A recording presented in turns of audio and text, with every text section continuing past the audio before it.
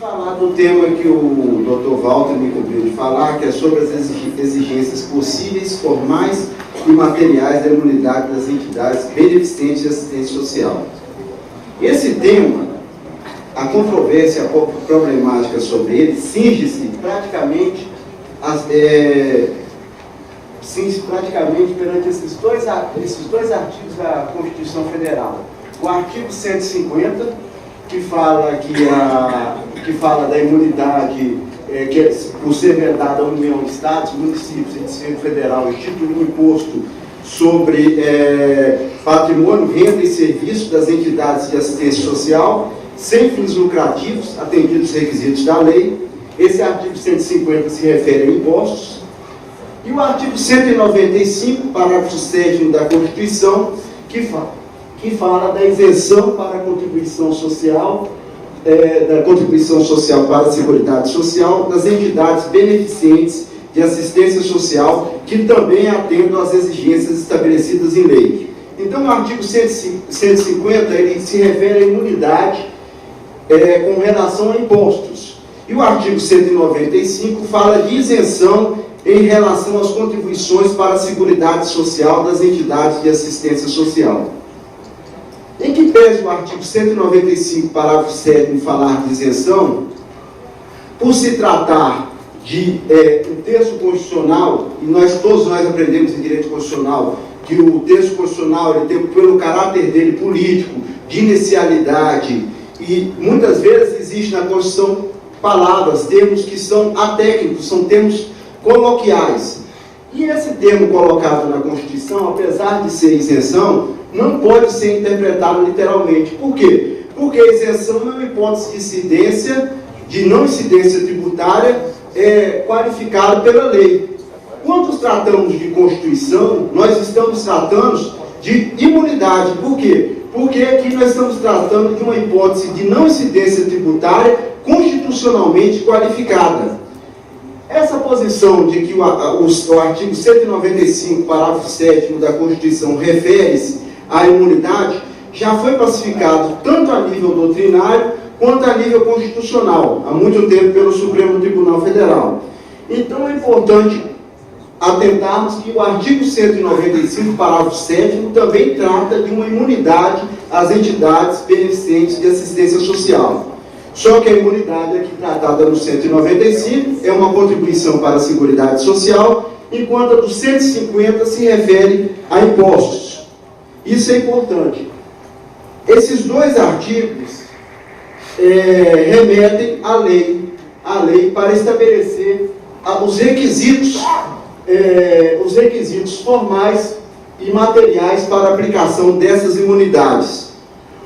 O artigo 195, parágrafo 7º, a legislação que regulamenta ele era a Lei 8.212, de 1991, no artigo 55, e atualmente a Lei 12.101, de 2009, e o Decreto 8242, de 2014. Essa legislação, ela estabeleceu uma série de requisitos formais para que as entidades obtivessem o certificado de entidade beneficente de assistência social. Cumpridas as exigências desse certificado, que vulgarmente se chama de SEBAS, observados os requisitos, esse SEBAS teria natureza constitutiva para que as entidades beneficentes fizessem jus à imunidade tributária. Então, o SEBAS teria, em tese, por essa legislação ordinária, prevista em lei ordinária, o SEBAS teria natureza constitutiva para que as entidades de assistência sociais fizessem jus à fruição do benefício da imunidade. No que se refere ao artigo 150, por sua vez, o artigo 150, por se tratar de imunidade, a regulamentação dessa imunidade vem tratada no artigo 9º do CTN, combinado com o artigo 14 do CTN. O artigo 9º do CTN é uma mera reprodução do artigo 150, inciso 6 da Constituição Federal. Já o artigo 14, ele especifica os requisitos materiais para a fruição dessa imunidade. E os requisitos materiais impostos pelo artigo 14 são bem menores do que aqueles que são impostos por essas leis ordinárias, que previam os requisitos formais para que as entidades de assistência social obtivessem os SEBAS e, com isso, fizessem jus à fruição. Então, nós temos duas legislações distintas regulando a imunidade das entidades de assistência social. No que se referia aos impostos sobre patrimônio, renda ou serviço, a imunidade vinha estabelecida em lei complementar, que estabelecia menos requisitos do que a imunidade constante para as contribuições sociais previstas na Lei 8.212, 12.101 e no Decreto 8242. Então, até 2007, o requisito para que as entidades gozassem de isenção, entre aspas, porque na verdade era imunidade, os requisitos para que se gozasse disso era que a imunidade possuísse o SEBAS, o Certificado de Entidade Beneficiente de Assistência Social, e com esse certificado nascesse o direito à fruição da imunidade. Os requisitos do SEBAS, para a imunidade, no que se refere às contribuições sociais, eles estava previsto antigamente no artigo 55 da Lei 8.212 e posteriormente na Lei 12.101 de 99. Esse era o entendimento dos tribunais, inclusive com relação ao SEBAS, entendia-se que se posteriormente houvesse lei posterior aumentando os requisitos formais para a obtenção do SEBAS, não se haveria direito a regime jurídico, direito adquirido a regime jurídico, e por isso, para se gozar da imunidade, teria que se observar os requisitos supervenientes estabelecidos em lei ordinária. Inclusive, havia a súmula 352 do STJ nesse sentido. Ocorre, todavia, que em 2007 a situação mudou completamente, quando o Supremo Tribunal Federal decidiu um recurso extraordinário com repercussão geral e definiu a tese nesse tema 32, estabelecendo que os requisitos para o gozo de imunidade, eles devem ser aqueles mesmos previstos em lei complementar.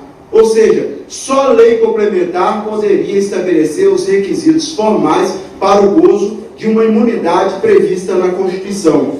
E a interpretação do Supremo Tribunal foi construída com base no artigo 146, inciso 2 da Constituição Federal, que fala que cabe à lei complementar regular as limitações constitucionais ao poder de tributar. Ora, sendo a imunidade uma limitação constitucional ao poder de tributar, então esses requisitos para o gozo e fruição dessa imunidade só poderiam estar previstos em lei complementar e não em lei ordinária. Nesse caso concreto desse RS 566622 do Rio Grande do Sul, o Supremo declarou formalmente inconstitucional o artigo 55 da Lei 8.212 e estabeleceu que para a fruição da imunidade do artigo 195, no que se refere às contribuições sociais, ela só poderia se dar por lei complementar. Agora, no dia 5 de setembro, houve um embargo de declaração da União com relação a esse recurso extraordinário julgado pelo Supremo Tribunal Federal com repercussão geral. E nesse embargo de declaração, a União contestava a amplitude da interpretação que o Supremo Tribunal Federal tinha dado a este RE, porque por se referir a recurso extraordinário e ter sido declarado incidentalmente a inconstitucionalidade formal do artigo 55 da Lei 8.212, esse entendimento do Supremo não poderia ser aplicado a outras legislações. Então, ele estaria, pelos embargos de declaração, pelo entendimento da União, ele estaria adstrito única e exclusivamente ao artigo 55 da Lei 8.202. Ela também alega que essa tese fixada nesse tema 32 do Supremo Tribunal Federal entraria em confronto com as ADIs 2028, 2036, 2228 e 2621. O julgamento iniciou em 5 de setembro agora de 2018. O ministro Marco Aurélio votou contra, pela rejeição dos embargos de declaração, e a ministra Rosa Weber pediu vista. Então, o julgamento desses embargos de declaração não foi concluído ainda. Como se trata de uma repercussão geral, com a mera publicação do acordo, o tema 32, então, por hora está valendo, porque os embargos de declaração que supostamente a União queria que se ficasse restrito ao artigo 55 da Lei 8.212, ele não foi julgado ainda. O relator foi contrário, o ministro Marco Aurélio, votou pela rejeição, e a ministra Rosa Weber pediu vista. Então, em tese, continua valendo o entendimento amplo do Supremo Tribunal Federal, que para o gozo de imunidade, o estabelecimento dos requisitos gerais para a aplicação da imunidade só podem ser estabelecidos por meio de lei complementar e não lei ordinária. Com isso, então, com esse entendimento do Supremo Tribunal Federal, para efeitos de imunidade, fica prejudicado o artigo, por exemplo, o artigo 1º e o artigo 3º da Lei 12.101 de 2009, que estabelece mais requisitos formais que o artigo 55 da Lei 8.212, e além de estabelecer mais requisitos formais do que o artigo 55 da Lei 8.212, estatui também que, para o gozo da imunidade, no que se refere às contribuições sociais, as entidades beneficentes também devem obter os SEPAs. Só que o que acontece? Acontece que com o julgamento desse RS 566622, julgado com repercussão geral, tema 32, se não se pode estabelecer imunidade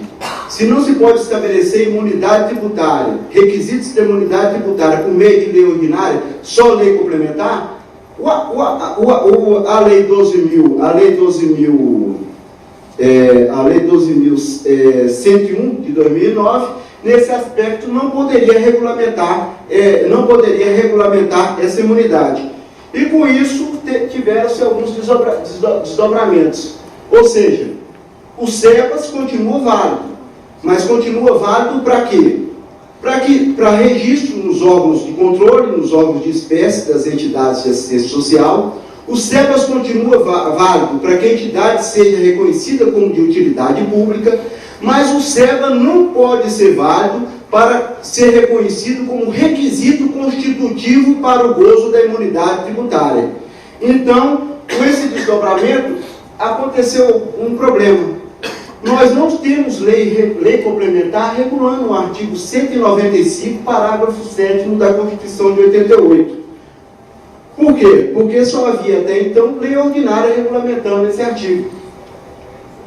O que o Supremo fez? O Supremo unificou os requisitos para a imunidade, tanto do imposto das entidades de assistência social, quanto da imunidade das contribuições para a Seguridade Social. O Supremo entendeu que o artigo 14 do CTN, combinado com o artigo 9º do CTN, teria aplicação também para as imunidades das contribuições sociais para a Seguridade Social, enquanto não fosse editada uma lei complementar específica para regular o artigo 195, parágrafo 7º da Constituição Federal. Então, a utilização do artigo 14 também serviu para definir os requisitos da imunidade prevista no artigo 195, parágrafo 7º da Constituição, em que pese não ter essa previsão no Código Tributário Nacional. E daí surge um problema. Surge um problema não.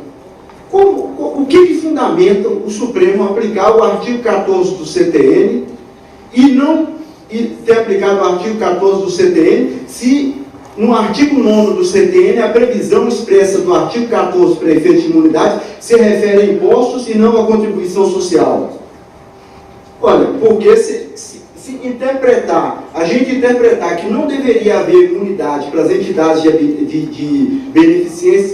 entidades beneficentes de assistência social, enquanto não fosse editada lei complementar ao artigo 195, parágrafo 7º da Constituição, se revelaria extremamente injusto. E aqui a gente traz um problema de ordem filosófico-política. Por quê? Porque existem princípios morais que são compartilhados comunitariamente pela comunidade como um todo, que não precisam estar positivados no ordenamento jurídico, não precisam estar institucionalizados no ordenamento jurídico, para que eles tenham aplicação. Se o Supremo desse o entendimento de que, enquanto não houvesse lei complementar regulando o artigo 195, parágrafo 7º da Constituição, e entendesse que não se aplicasse às entidades beneficentes a imunidade prevista para as contribuições sociais, o Supremo estaria dando uma interpretação incoerente e incompatível com os princípios de justiça que vinculam moralmente os órgãos políticos responsáveis para aplicar as políticas públicas e institucionalizar os comandos constitucionais. Então, a aplicação do artigo 14 do CTN nessa hipótese de omissão do legislador, ele observou aquilo que o Ronald Dworkin fala de que dever de integridade na aplicação do ordenamento jurídico. Porque se você deixasse de aplicar o artigo 14 do CTN e as entidades deixassem de fazer jus ao benefício, nós não estaríamos observando aqueles ideais de justiça que são compartilhados comunitariamente e vinculam o legislador na hora de estabelecer as suas políticas. O Supremo estaria sendo incoerente, ele estaria sendo incoerente e não estaria observando aquela pretensão, aquilo que Neil McCormick fala, que toda a norma traz consigo imbuída, que é uma pretensão implícita de justiça.